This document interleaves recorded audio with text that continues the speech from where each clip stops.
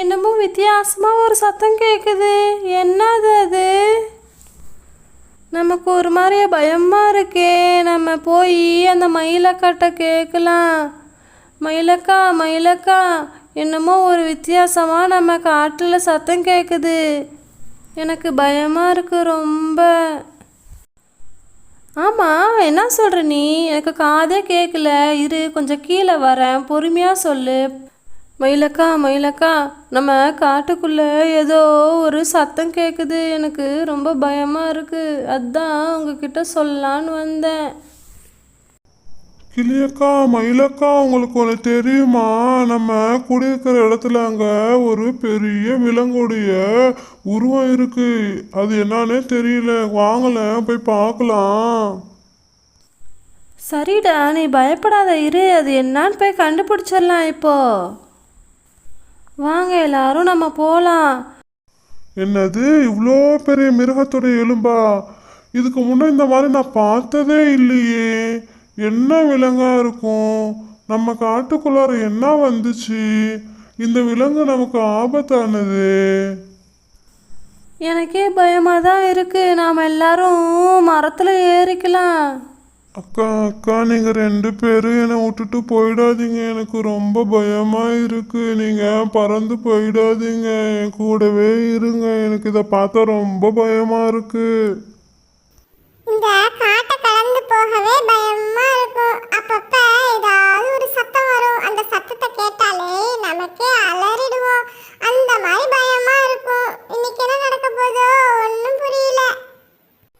டேய் அன்பு, அங்க பாருடா, ஒரு குதிரை, பச்சை கிளி, முயல் கூட இருக்கு. மயில் கூட இருக்கு. பாரு, இந்த டைம் ஒன்றும் பயமே இல்லை. ஹனியக்கா, நீங்க அந்த 3த்தையும் கவனிச்சிங்களா? ஏதோ கவலையா உட்காந்துட்டு இருக்க மாதிரி இருக்கு. அதுக்கு ஏதோ பிரச்சனைன்னு நினைக்கிறேன். அதுக்கு என்ன பிரச்சனையா இருக்கும்?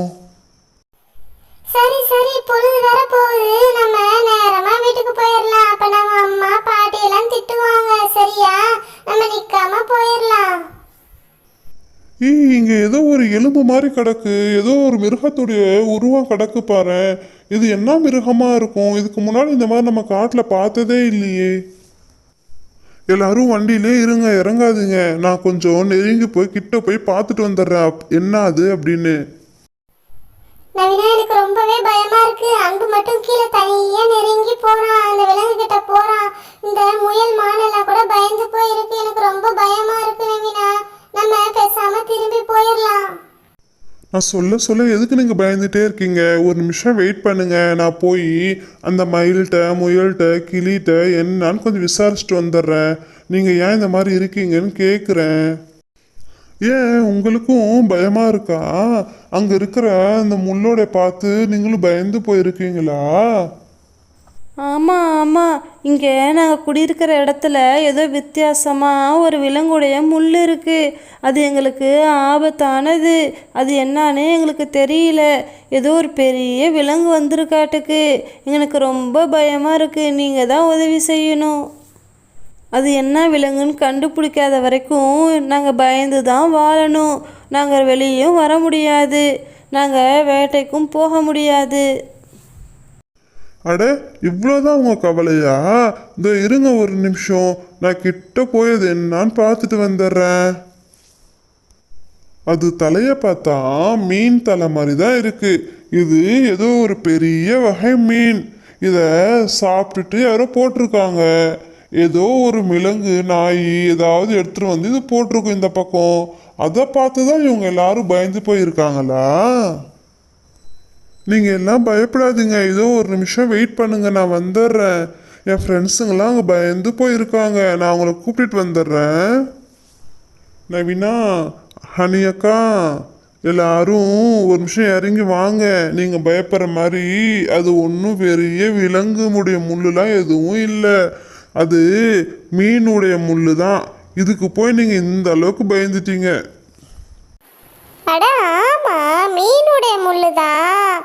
அன்பு, என்ன இருந்தாலும் இந்த பச்சை கிளி, இந்த முயல், இந்த மயில் எல்லாரும் பாவம் தெரியுமா?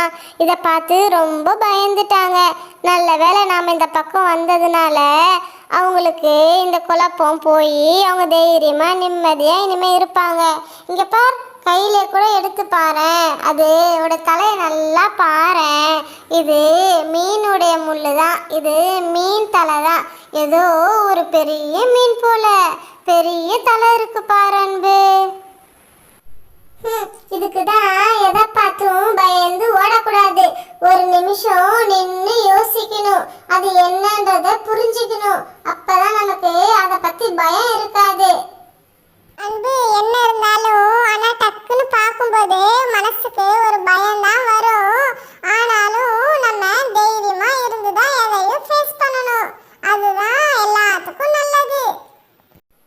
நாம தெளிவான மாதிரி இந்த முயல்கிட்ட, கிளிகிட்ட, மயில்கிட்ட அதுக்கும் சொல்லி புரிய வச்சிட்டோம்னா அதுங்களும் எப்பயுமே நிம்மதியா தைரியமா இருக்கும்.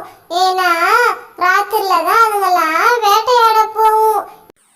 ஆமா, இந்த ஹனிலா அதுக்கு கிட்டே நிக்கிறா, பயப்படாம நிக்கிறா. இந்த நவீனா அன்புலா பக்கத்துல நிக்கிறாங்க. நம்ம பயந்து சைக்கிள்கிட்டே நிக்கிறோம். கிட்ட போலாமா வேணாவா? நமக்கு பயமா இருக்குது. என்னது எதுக்கு இந்த வம்பு? நம்ம எதுக்கும் ஒதுங்கியே இருந்துக்கலாம்.